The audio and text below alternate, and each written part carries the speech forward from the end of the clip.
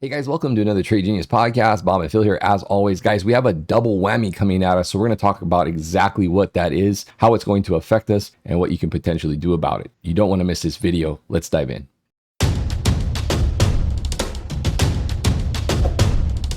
Trade Genius.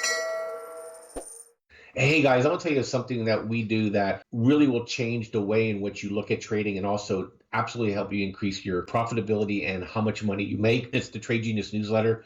We put the newsletter out Sunday night through Thursday night, and this really looks at the plumbing of the markets and helps prepare you for the next trading day and help you make money. And we give you a lot of information. We give you market statistics, we give you market levels, we give you the seasonality, what's happening with different sectors of the market, and we will help you identify whether the market's in a bear mode or a bull mode, or whether it's euphoric, whether it's despondent, and it just puts you in a position to be on the right side of the trade. So take advantage of our offer that we have below, and you'll love it. I mean, one trade that you make with this thing can pay for definitely a month, maybe even a year's worth of service. It's that powerful. Use promo code podcast for 15% off the retail price of newsletter. Thanks for listening.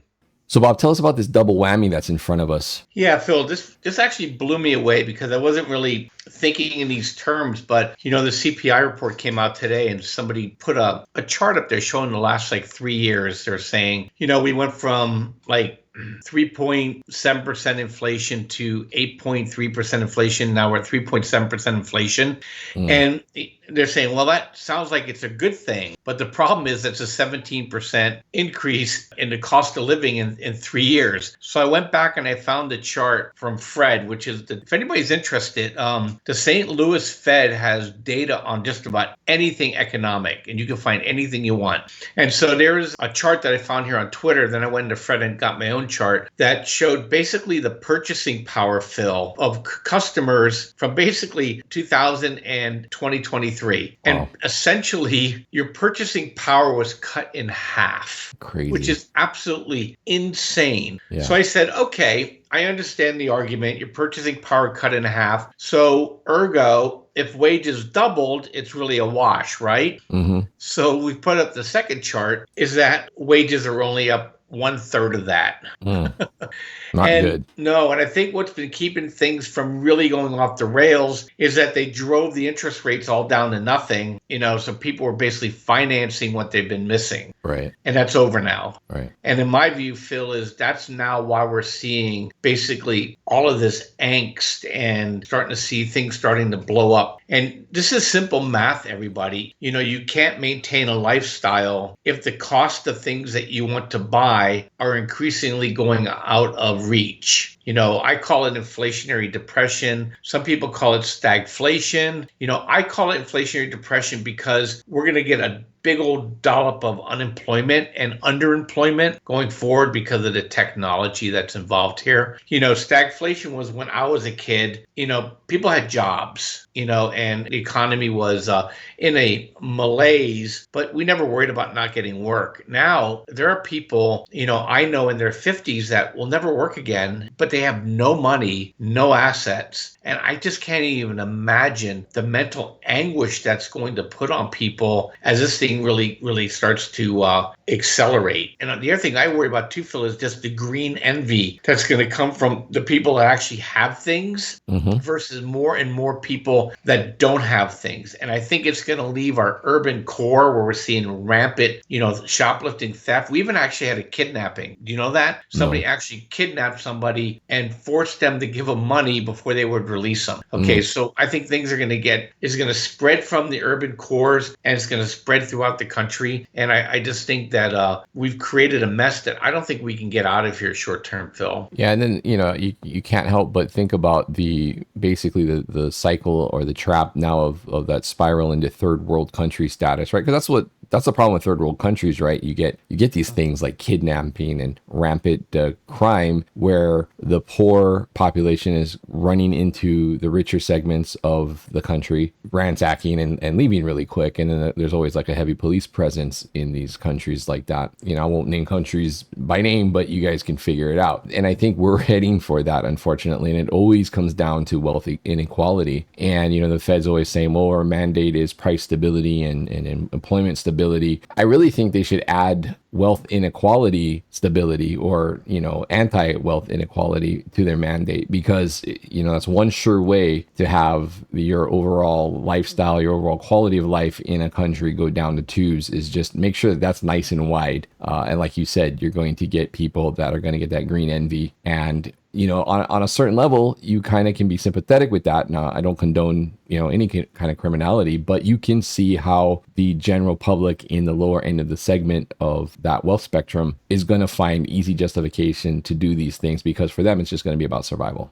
Yeah, and I think what we're seeing now is what's happening in the urban core is really a political event more than anything else, because it serves the purposes of the elite. But when this thing spreads out of that area, then I think the politicians are going to go into full freak out mode. Mm-hmm. You know, I think the Federal Reserve in and of itself is wealth inequality, Phil, because they structure everything on a debt-based environment where only people with capital can continue to thrive, and the people that are in debt continue to fall away. So it's the very essence of the system itself. It's not capitalism problem. It's the debt-based fiat system that's a problem, right, with the Ponzi overlaid on it.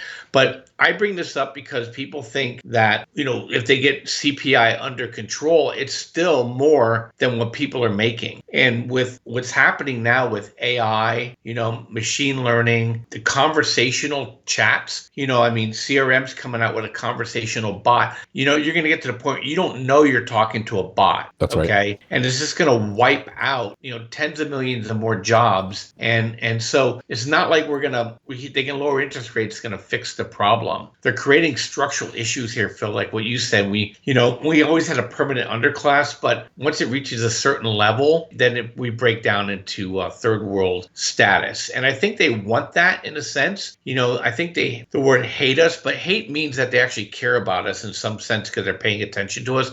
I think they just simply despise our existence. And that if we're not of use to them, Phil, then we're not really, we really shouldn't be taking up, you know, the oxygen in the room. Right. And I really believe that. You can just see the coldness and the indifference in the way in which they're going about doing this. Where's the Democrat Party screaming at the Federal Reserve, right? They're supposed to be the party of the people. They're cheering this on, you know? It's just amazing to me, Phil. Yeah, you know, at the end of the day, the central banks ultimately, until that we are shown otherwise, are yielding all the control. So, like I said, you know, they could do more to battle this wealth inequality.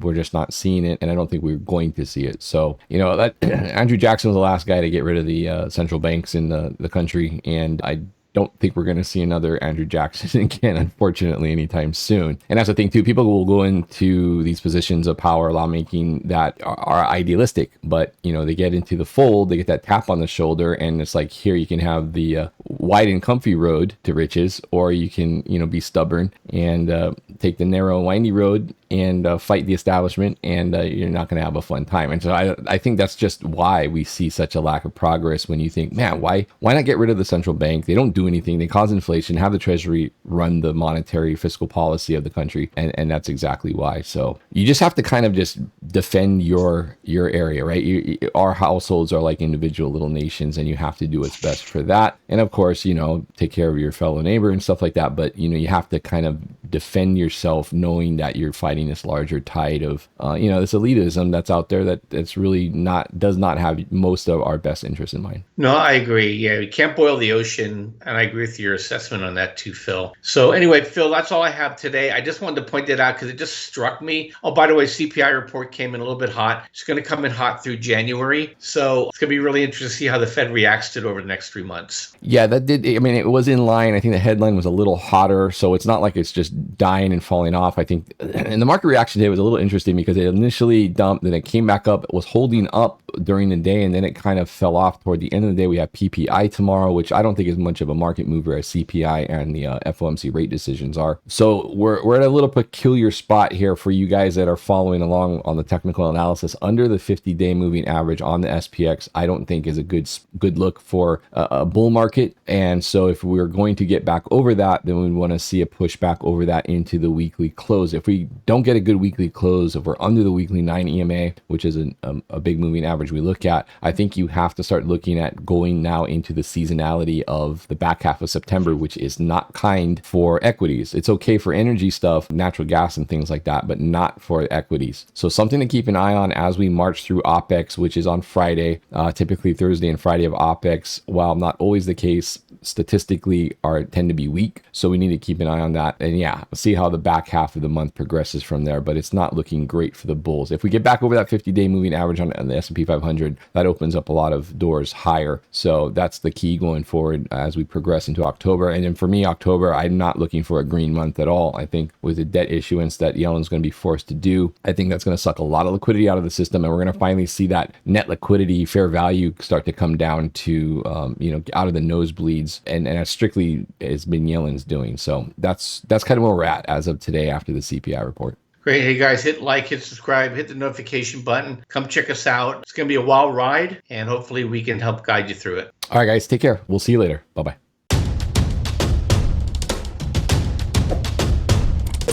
Trade Genius.